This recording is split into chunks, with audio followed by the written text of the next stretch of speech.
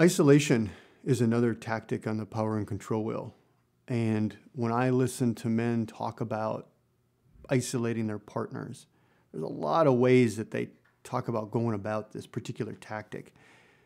The ultimate goal is to keep her from hearing voices other than his. So he's got this way he wants her to think. He's got this way he wants her to feel, things he wants her to do. If she comes in contact with members of her family, her friends, they'll have other ideas about what she should be doing. And he doesn't want those ideas in her head. He wants his ideas in her head. So he finds ways of isolating her. So it might be something as subtle as creating an argument every time she wants to go out and see her family or friends, so that it gets to the point where it's just so hard to even go out that I just quit. I'll just stay in because I don't need another argument. I don't need a bunch of yelling. I don't need something broken. I don't need to be threatened.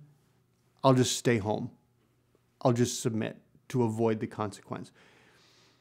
It could be something like checking her cell phone. So she doesn't have any privacy. So her Facebook account, her email, her phone, she has to give him all the passwords so that he can look and make sure she's not talking to anybody who he doesn't approve of. It can be something as severe as literally making her move away from friends and family, move into the country where there's only one vehicle and he's the one who uses it. So literally, not only is she socially isolated from her friends and family, but she's physically isolated, so she can't get to them when he's not around. He'll even take the phone with him so that she doesn't have a phone to even use to call when he's gone.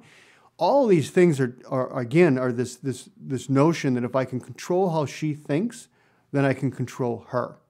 And the more contact she has outside of me, the less likely I'm going to be able to maintain that control. One of the beliefs that drive isolation is that you're mine.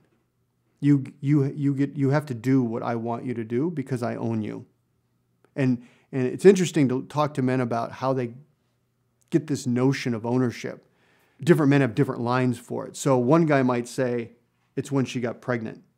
Another guy might say, it's when I got married to her. Another man might say, it's when she moved away from her family with me. They all have this different line that now she's mine. But once she's mine, now I get to control how she thinks, how she feels, and how she acts. And the best way to do that is to isolate her from anybody but me.